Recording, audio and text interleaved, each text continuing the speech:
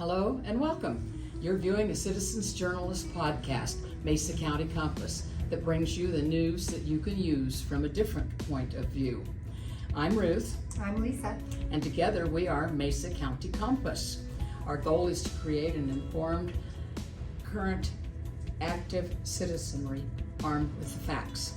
We will be covering what's new to you, what it means to you, what you can do about it, and provide you access to the decision makers when we can.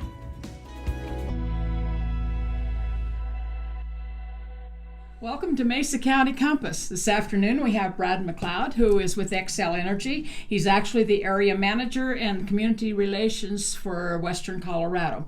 Welcome, Brad, and give us a little bit of your history. How long have you been in the Valley? How did you get here? What you do, with XCel, Absolutely. the whole thing. Well, Ruth, Lisa, guys, thank you very much for having me. I really appreciate the opportunity.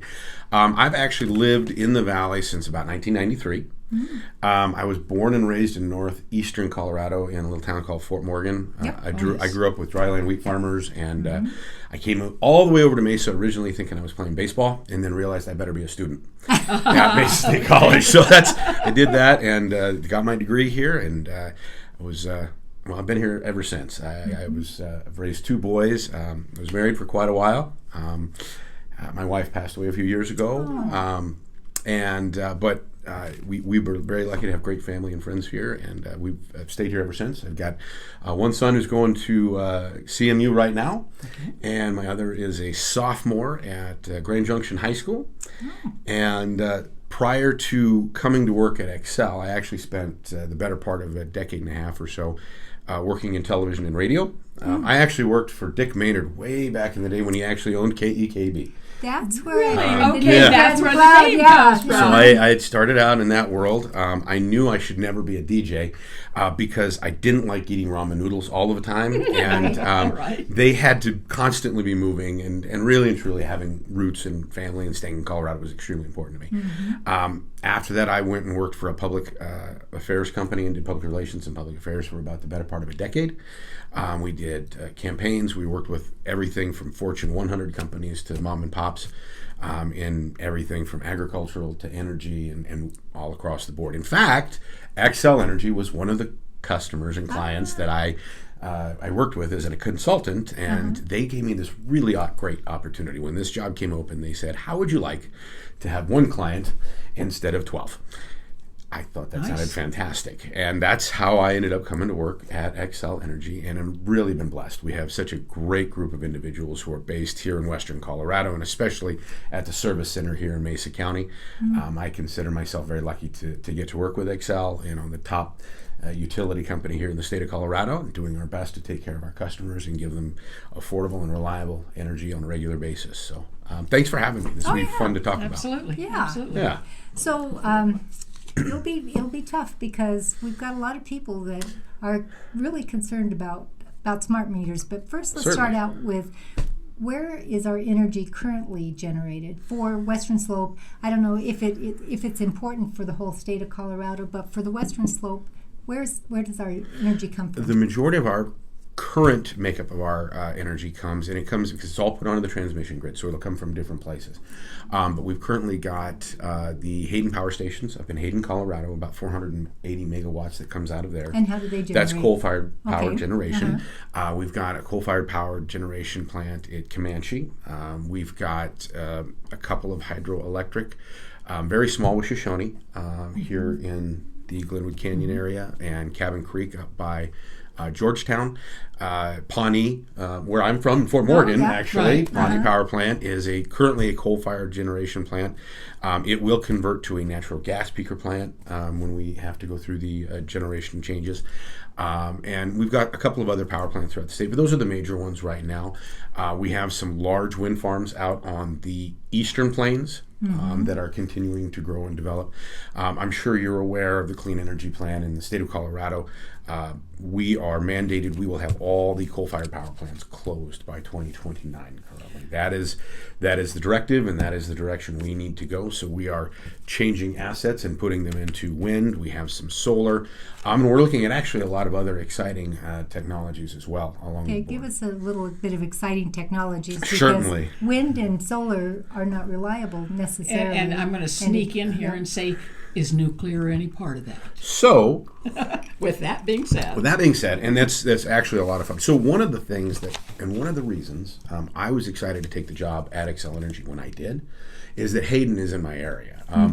I happen to be a really blessed guy. Like, my mother-in-law is one of my very best friends, and her family is all pretty much from Hayden.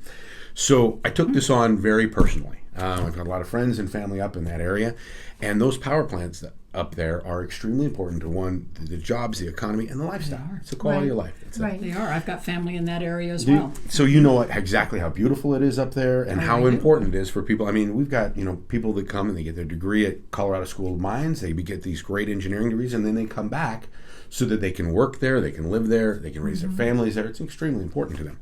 So we are currently looking at a multitude of options of what to do. XCel Energy has made a commitment that we have no plans to lay anybody off when we do this conversions, whether it be at Comanche, whether it be at Pawnee, whether it be at Hayden. Now, if there's natural retirements, we may not replace all the jobs if we don't need to, but our plan is to have no layoffs if at all possible. In fact, it's virtually a commitment to not. If we needed to, we'd offer people opportunities to also transfer within the company if we needed to. But we have started out by looking at all sorts of options. For example, with Hayden, one of them was Okay, I want to stop you. You said not lay anybody off from the people that are producing that energy, because if we're closing it, so it would be just XCel people. Correct. That you're talking about. Because that's all we can control is the employees we directly have, obviously. Right. It sounds a lot more beneficial when it's the whole community, because it's going to impact the whole community, not just XCel. Yeah. And we know that the number of employees that we have at that plant leads to the number of employees that are within that community, whether it be, those that work at the convenience store or the grocery store or the insurance agency or, what have you, at the restaurants and the like. So it is important to us. We've looked at a couple of different options. We have to, being where we are as a publicly traded company, we have to also answer back to the Public Utilities Commission, the state of Colorado. So we propose what we'd like to do, where we'd like to do it, how we'd like to do it, and they can tell us basically what we can do, how we can produce that energy, how we can provide it through transmission and distribution to our customers. And they also regulate what we can charge. You'll often see that we'll have rate cases, either for increases and or decreases. Luckily enough, with, like, for example, natural gas, we've been able to have several decreases over the last year. There have been a couple increases with electricity, and then we had some lowerage, and then it'll vary back and forth. Right now, currently, XCel serves a little over 3 million customers with gas and electric. And we actually provide gas, electric distribution, and transmission. So, for example, currently, Grand Valley Power is also a customer of ours, because they get their power from us, and then they put it also on our transmission lines. They will eventually look to transition over to another provider for energy, and that's Guzman, which will bring it in from other areas. But they'll still have to use our transmission lines, so they'll, in a way, still be a customer of ours. But so with Hayden, for example, we've looked at a molten salt storage technology, which is really kind of cool. It's just like it sounds, but we would use that as a battery pilot project for part of it. But being able to take, as you said, wind and solar are neat, clean energy concepts and technologies that we're utilizing, but at the same time, the wind doesn't always blow, the sun doesn't always shine. And when there are bumps in distribution availability, we need to be able to backfill that. So we're looking at how do we build batteries, for lack of a better term, that would be able to fill that.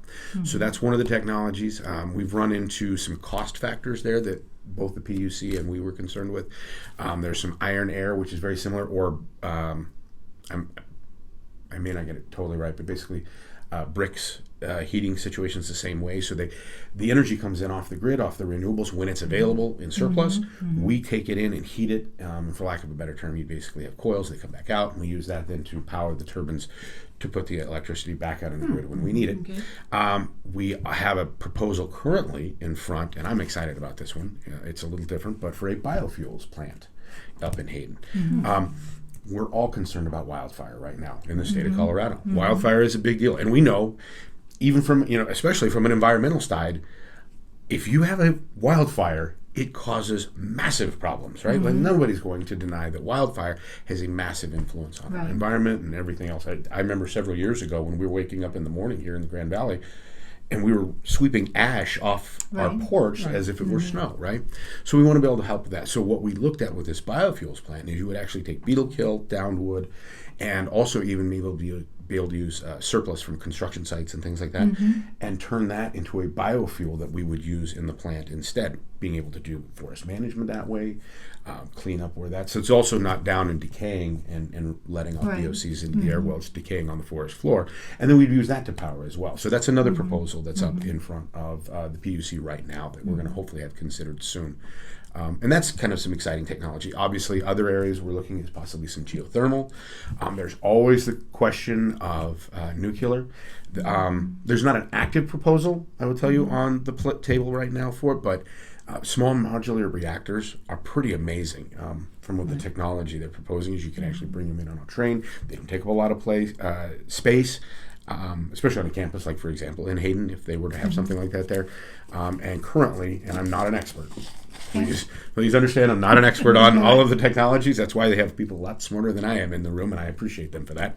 But we can now recycle spent fuel rods. So one of the biggest concerns with nuclear has always been, what do you do with the waste afterwards? Exactly. And in this case, they're actually able to recycle a lot of that spent fuel from the sounds of it and be able to utilize it. So you don't even have nearly the concerns that we've had in the past with that too. So anyways, that's some of the exciting things that we're doing. Yeah, that would leave a small footprint as well. Absolutely. So, and now there's always, the political environment. Some people, for example, a technology like nuclear terrifies some people, right? Some people are really for it, and other people are scared for it. Because they think of 3 Mile Island, which was how long ago, and Chernobyl, and we definitely had different protections in place than Russia did with Chernobyl. So I always have faith, and I've been around energy production for the better part of a decade and a half now, that in the United States, the one thing that we have is best practices, best technologies, and best opportunities. And we are self-regulating all the time at the highest levels. So I have faith that we will figure out where we're going to be and how we're going to get there. For example, like I said, out in Morgan County, Pawnee will be transitioning to a natural gas plant when this conversion happens. And why not more natural gas? There is a couple of issues with it. One is distribution, how we get it from wherever it's at to where we can utilize it at the plants. So you've got to either look at pipelines or training it in or bringing it on trucks. And the other is you have to make sure that it's something that the appetite is good for through the PUC and the current legislature.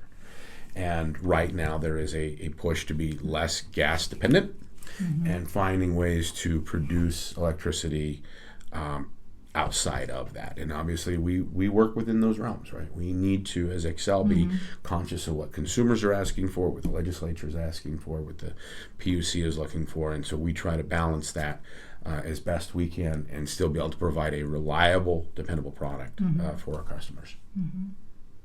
Well, this is a tougher one. And, it's has the movement toward green energy lowered the amount of energy that's available to the Western Slope and to Colorado, because you looked at like what happened in Denver last year, or maybe it was a couple of years ago, because time means nothing to me. Absolutely That's nothing. okay. We're all it at could have that been point. 5 years ago, and they go, really, that was not yesterday. Okay.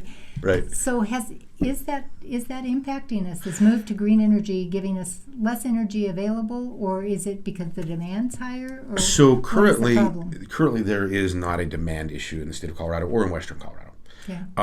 Coming up on 2029, 2030, we are looking at that, and we are concerned about being able to provide that, because if we're taking the coal-fired generation offline, we will have to find a sustainable, on-demand energy source that we can utilize as a technology to provide that. Currently, even with increases of demand, we don't have a problem with demand on the grid. We currently can provide what is necessary and what is needed. In Denver, and it was actually this last year, we did have what we call a power safety shutoff. And we had to have that based on the fact that they had 115 mile an hour winds. And so we shut down the power simply so that we didn't have any chance of anything impacting a wildfire or causing another fire. Because obviously we're a little hypersensitive to those. See, once burnt, twice shy. California for Exactly right. Exactly right. We have looked at what has happened in other places and are very focused and like I said, hyper-focused to make sure that we, at the point of sometimes inconvenience, which is certainly not anything that we take lightly, but at the same time, making sure that we are not responsible of causing a fire that could cause millions and millions and millions of dollars in damage, and most importantly, threaten the safety and health of our customers, our communities, and our stakeholders. Also threaten the availability of power in the future, because if you come into a major lawsuit, it's going to cause problems all the way around. Absolutely right. Absolutely right. So it wasn't at all due to an increase of usage, so that they were saying, this is like a blackout, like maybe you'd see in New York City or in California. Blackouts. Or the brownouts that were experienced in California. Currently, no, it is not a problem that we have on our grid, especially in Colorado or Western Colorado at all at this time. We are working very hard to make sure that once we reach that pinnacle point when we have the coal-fired power plants retired, that we can backfill the energy that will be lost then. And part of that is the Pathways project that we're doing with all of the wind out in northeastern Colorado. Once again, acknowledging that the wind doesn't always blow and the sun doesn't always shine. We are going to be bringing on a lot of energy generation that we should be able to backfill into that situation. And then again, we will consider and continue to work on anything from geothermal to hydrogen to natural gas and other technologies along the way. And Those are great questions, actually. And what's more expensive? I mean, because it seems like natural gas, especially for areas like Rangeley, Absolutely. and some of those that down south, they have that natural gas there. And they were talking about, I think when we had the gal from, help me out, Nuclear. Oh, yeah, Natarita. absolutely. Natarita. Was that Amy Tooker? Sorry? Was it Amy Tooker? Yes. She's such a great person. Yes. Yeah, absolutely. She was talking about changing that energy, and that they told her that they would be able to form what kind of town that they wanted, and the mining and that sort of thing with the rare minerals and everything that they have. But that hasn't been the case Hasn't for come them. to fruition. You're absolutely right. They do have a lot of resources down in that area. Now, that area, like example of Rangeley, Moffat County, that is provided by Tri-State. And now part of that comes out of the plant that is Colorado, up by Craig, Colorado. That also will be transitioning. And it's a different company, so I'm not privy to all of the technologies they are looking at. But natural gas could be one of the considerations they have. I know there's been a lot of things, but they haven't. It's not as open on that one. I don't know exactly what they're looking at. But all of those technologies can and should be considered at this point.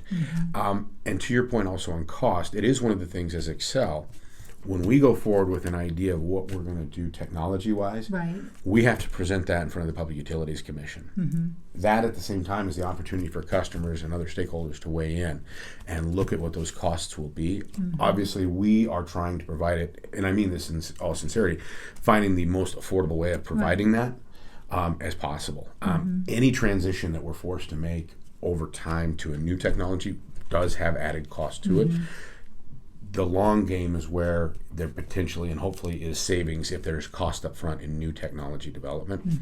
But we're always cognizant of what cost may be. And how can people, because you get that in your bill and says, hey, we're asking for the PUC to consider raising.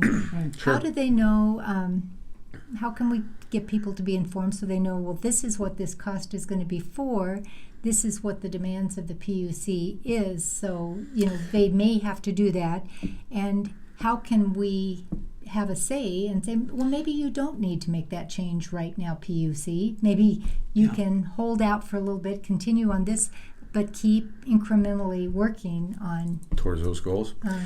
So the Public Utilities Commission, and you can just go to, I think it's it's the Colorado website, .gov, and they will have a link for the Public Utilities Commission. They list out whenever they're having the hearings on, for example, XCel Energy, and you can make sure to get any of the information there that you want and stay tuned. XCel usually sends out and a we letter. will send, I was going to say, and a lot of times we'll have to do public notices as well when we're coming up on those, and that'll give you the information to be able to find out where you can get information, when those hearings are at.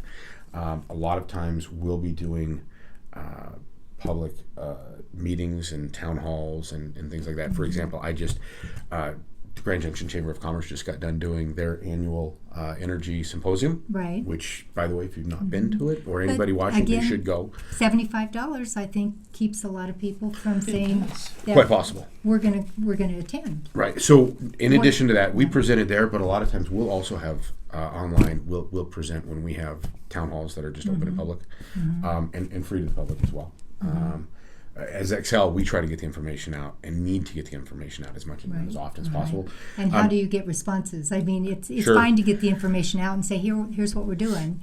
And even if you say why, but then if the individual says, not too much. So that's the best time for them to weigh in, and you can write to the PUC, you can sign up to testify in front of the PUC, and you can actually do that.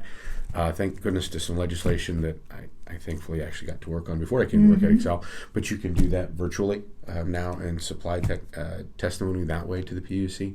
Those opportunities are there, and I'm also very happy to come on and talk with you guys anytime in advance, and hope to get that information out as well. I would be happy to do that. That would be great. Yeah. That'd be good. It's your turn, or else I'm going to continue hogging. Well, I'm gonna fast forward a little bit. Sure. We are faced with the prospect of doing all of our meter changes from regular meters, what we know now, to smart meters. What is this all about, and why do we need them? Absolutely, and I'm actually really happy to get to talk about this, partly because, we are in the process of trying to update and upgrade the grid so that we've got the best technology. And one of the things I can say, especially in the time I've been with XCel Energy, customers want choice, and they want to have control of what the options they have, right? They have options.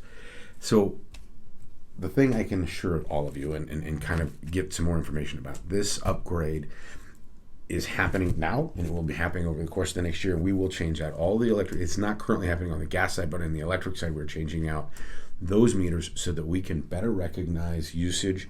Obviously, if we're changing and transitioning out of current energy, we need to know when demand is, when it's on, when it's not. We need to make sure that if we're wind and solar, higher or lower, right? So solar typically provides more energy during the day. Wind is going to provide it more at night because the wind blows more at night. So we need to be able to balance the grid and figure out, we need to be able to ramp up or ramp down. With coal, we would just get up and it would kind of stay on this peak, right? And we knew where we were at, whether it was all getting utilized or not. Now we want to be very in control of knowing how much needs to be provided and when and how. The better part of this, though, is as we upgrade the system with new smart meters, we go from non-communicating meters to the new meters, customers will be able to go on either to the XCel app or online under My Account, and they can actually watch in 15-minute increments to understand how their usage is happening. There'll be opportunities down the road to know different, when your different appliances might be using more electricity. We'll give you information on there so you can control what your energy usage will look like, and hopefully help customers bring their cost on their bills down. Now, one of the concerns, and rightfully, that a lot of people have is, well, if you're hooking that up to my house, how much information are you getting from me, and or how much control are you taking from me? Exactly. And that is a fair question. In fact, I would be asking the same question and have. Now, what people need to know about the new meters coming on is that they communicate one way. So what they do is we can go and find out how much is being done, and you can go on and find out how much usage is being done. And for those 15-minute increments, they do not have control over your thermostat. do not have the power to shut down power to your house if we are having a high usage on the grid, because that's a big concern most people have. It is a big concern. But these meters have no power to do that. They will not do that. That is not in our plans. If you want to be on our AC... Say that again.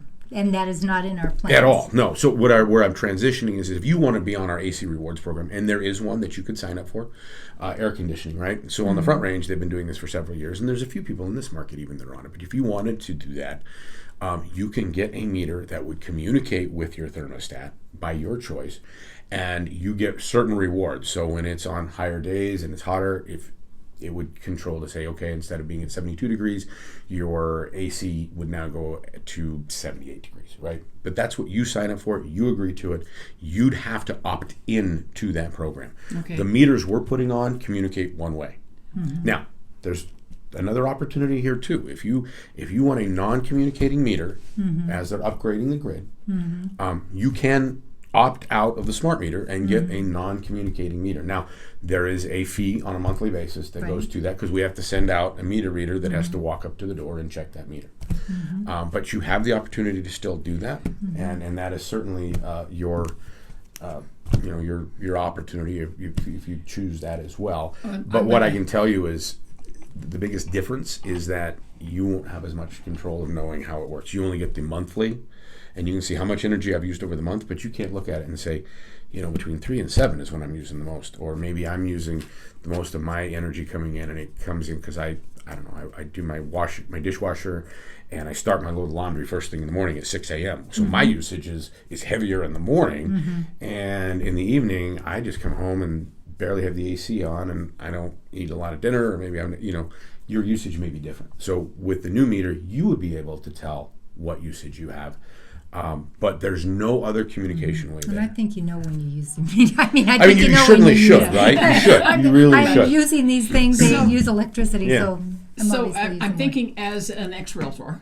Sure. Again, but you have the smart meters, and you can opt into them or opt out of them.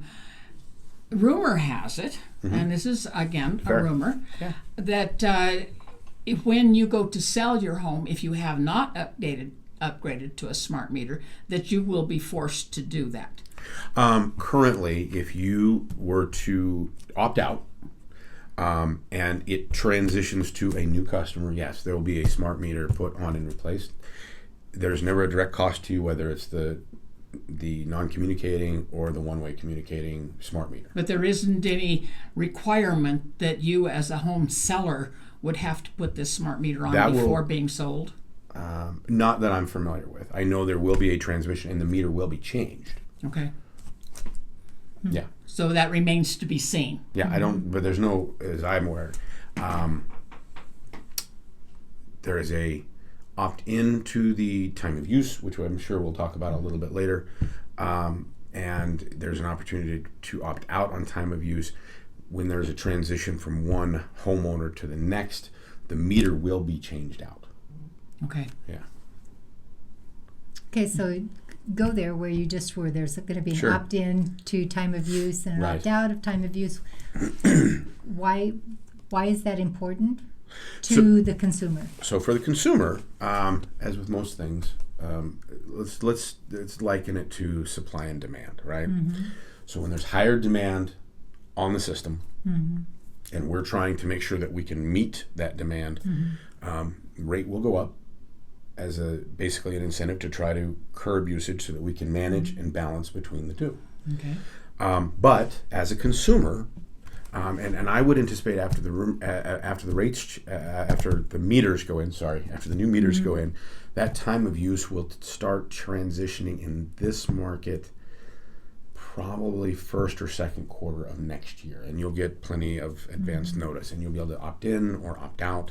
I mean, if you wanted to opt in now, we have people in this market who have already opted in to be in it, because you would have absolute control to be able to control your cost and try to save money. And that's really the biggest benefit we see out of it. So is it going to be more cost to the consumer if they don't opt in? Are we going to see a big increase in energy costs because it's going to be tiered and So you're using... future rate costs are always fluctuating, like we were talking about even before we started the program with the Public Utilities Commission, depending on where commodity costs are, delivery costs, and what that takes. The price of gas and electric can go up and down. Right now, these are primarily, this is all electric I'm talking about right now. This has nothing to do with gas. Gas is staying the same where it's at. There will be a flat rate, and so on our website it is actually posted, and you can see the difference seasonally, what the cost is on the time of use and which peak periods of time and what those are costing, and you'll also see what the flat rate is, and consumers will be able to make that choice. If you are, for example, let's say you opt in and you want to do the time of use, and later into it you're like, I don't know that I'm saving that much, maybe I don't want to do this now. You can opt out. You will be in the opt-out on that flat rate then for a period of a year before you're able to opt back in to the time of use. But you would be there, and you could look online and see, well, this is where the costs are now, and this is what I'm going to anticipate my usage to be, and you could look at it that way. After that course of the year, if you looked at it and you know what, I'd be better off to be back on time of use because I can justify when I'm using it, when I'm not using it, and I can have that control again, and I can start doing that to save money. You could opt back in at that point, but on the opt-out, you would be on that flat rate for the period of a year before you're eligible to opt back in. So We've been doing this on the Front Range for a while, and time of use thus far has most people have opted in because they're utilizing it to be able to save money. And there's a lot of other tools that you'll find on the website and through the app that they can utilize to make sure that they're saving money. And so what would you say are the biggest drawbacks, or what do people see as the major drawbacks to the smart meter, to the opting into this? So rightfully, human beings by nature, or a lot of them that are thoughtful, are also skeptical. And I certainly understand that. It's in my nature to be that way. So that's one of the first reasons I think people look at it and they're like, man, I don't know. This is new. This is different.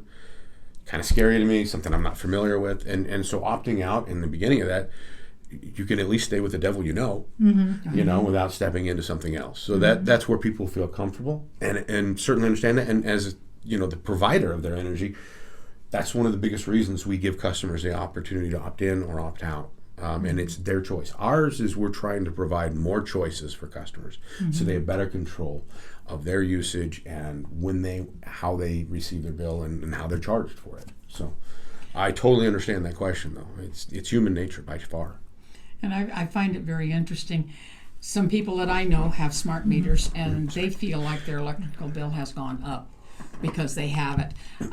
And I hear horror stories of $200 plus a month on electrical usage on small 1,700 unit or square foot homes. And I'm thinking, oh my Lord, my total bill, gas and electricity, was $70 last month. I mean, do I want to take that jump? I do use irrigation pump, and it draws quite a bit of electricity. Sure, absolutely. I can't speak to an individual situation without knowing it. Right. I do know that if people are concerned, we've got opportunities online to talk to our customer service, also through our 1-800 number. It's actually the 1-866 number. But do they actually talk to a person, or absolutely. Do they talk to a machine? Yeah, no, they can absolutely call in and talk to a person. We have people that go out and do energy audits to help. But we've got a lot of resources available to make sure that people are not in any way having to pay more than what their energy usage is, and make sure that it's maintained. And really, again, the whole use of going to time of use is so that people can have more control of what they're doing. Okay. They should be able to save money in the long run.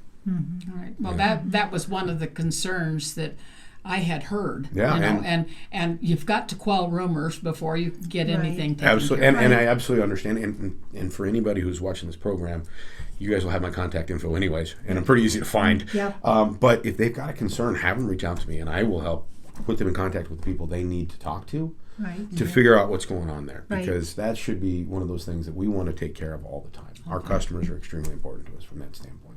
All right. I mean, heck, pretty much almost all of our employees are also our customers. So they're walking through that door every morning. Yeah.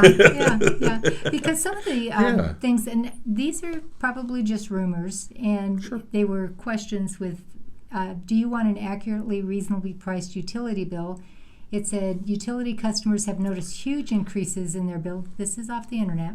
Sure. After a smart meter is installed, in some cases hundreds of dollars more than usual. A study released in September by the Structure Group, who calls PG&E one of its biggest clients, claimed the meters were accurate, but the study did not examine the meters operating as part of a mesh network as they are in the field, and overcharging continues.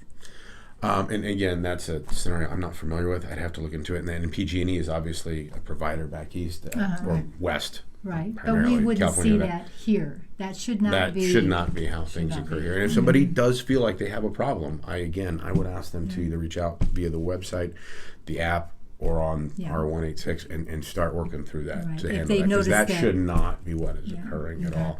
But again, reasonable expectation and concern is to make sure that, look, if they're going to make a change, that's fine. I just want to make sure that it's not going to hit me in my pocketbook the same way. Exactly. And I think that's very reasonable. We have no problem with, customers obviously wanting to look into that. That makes logical sense.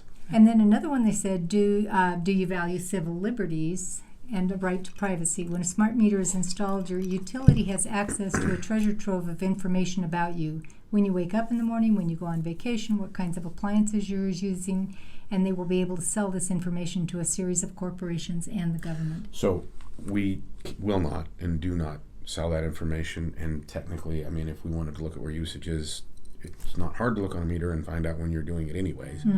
Now, current meters, the way they are non-communicating, it's only when we're there and we see what the monthly side is. But that information is not information that is going to control what's going on in your household, and it's not information that we're going to sell down the road and use in any other way. Or that the government would have access to, because it is a privacy issue, and they don't have a need to know. No, this is really and truly, again, so that customers have more control of their usage and they can find out. I do know people that it's a little obsessive maybe, but they'll, when they're first trying to figure this out, anywhere from 15 minutes to every 2 hours, they can look at it and go, okay, how is my spike gone? Or how have I used my energy? Well, if you stay off the we're computer, you wouldn't be using so much Probably, right? Exactly. Exactly. Yeah. It's all about Netflix and all their video games and everything else. Right. Exactly. Right. And then it said, do you care about wildlife and cutting carbon emissions? Smart meters do not result in energy savings, according to Rutgers. They may even increase energy consumption. There's also emerging evidence that wireless non-ionizing radiation from cell phones, Wi-Fi, and smart meters harms wildlife and damages trees. I bet you haven't heard of that. I have actually heard this. My. I'd have to look back in, but I can tell you is that the radio frequency that's utilized on those meters is so light it has no impact on anything. It is really not less than what your cell phone. cancer. No, it is not causing cancer. It is not having any of those other issues. It is very, very minimal. And it's just simply so that they can record back and forth. But yeah, no, it is a concern we've heard. And it's one of those things that as it comes up, we have to take that in and we want to mitigate any concerns. Right. Any concern, whether or not we hear it right now and go, wow, that's kind of out there. It's we look at them as legitimate, and we want to make sure that we've looked into it and make sure that we don't want to be liable for that in the long run. Right. That's the biggest part, right? We want to make sure that we're good stewards of the energy we provide to our customers. Well, I think that my concerns are pretty well addressed, because I really had thought about opting out, because my main concern was, you do not tell me I can't use my air conditioning and you turn it off and we're going to have trouble. Yeah, absolutely. Yes. In the Or winter. heat, or that, we don't think you're being as efficient as you could be. Shut the switch. That's exactly right. And that is the nice part, I can assure you will not happen. Yes. Well, And I would be with you, by the way. yes. I would absolutely. I know where I like to keep my thermostat. Probably a little cooler even than my boys like at home. I don't want anybody telling me I can't do that. Right. And that's my choice. I should be able to make that decision. Right. Well, we appreciate that. Absolutely. Ruth, what about you? I think most of my questions were answered and quite thoroughly. Thank you. Pleasure. Appreciate Absolutely. that. Anything you want to add? I would definitely say that, again, one of the first things I always want to reiterate is with the changes coming, we want to offer more choice to our customers and give them a little more control. The other thing I would say, and I would do this no matter what the topic that we're talking about, and I hopefully get to come back and talk again about some other things. When you see our employees out in the field, especially let's say if we're doing it through outages or other, there are your neighbors, they're your family, they're your friends, but they're working really hard when they're in the field. It's to make sure the power comes back on or Right. stays on. Right. We've recently seen, it can be dangerous to be on the side of the road or working in the ditch banks. And with power, electricity, you don't get to make mistakes. No. So Wait, they need to be, that's exactly right. That's exactly right. And they need to be able to focus on their safety, not only for them, but for their coworkers, and providing the power they do. I tease them all the time. They give me a hard time, but I talk to them about the fact that they're superheroes. Because we've also seen what happens in other parts of the world if you don't have dependable and reliable energy. Right. Civilization develops really quickly. It does. So I always ask, give some grace to our employees when they're out in the field. When they're doing the work they're doing, to make sure that the power is on, and that when you go to that light switch, it's going to flip the light back on for you, or the AC is going to stay on. You don't have to run up and give them a hug or thank them, but Just please don't run over 'em. please don't run over them. You don't need to honk at them. Understand they're doing their very best to provide that energy. It's to a you guys job. every day. It's a exactly job. right. Yeah. So that would be the thing I'd say. Well, we appreciate you being on Thank with you us. guys very much. I appreciate it sincerely. And you've been watching Mesa County Compass. This is the truth as we see it, the facts as we know them. You decide. Thank you, Brad.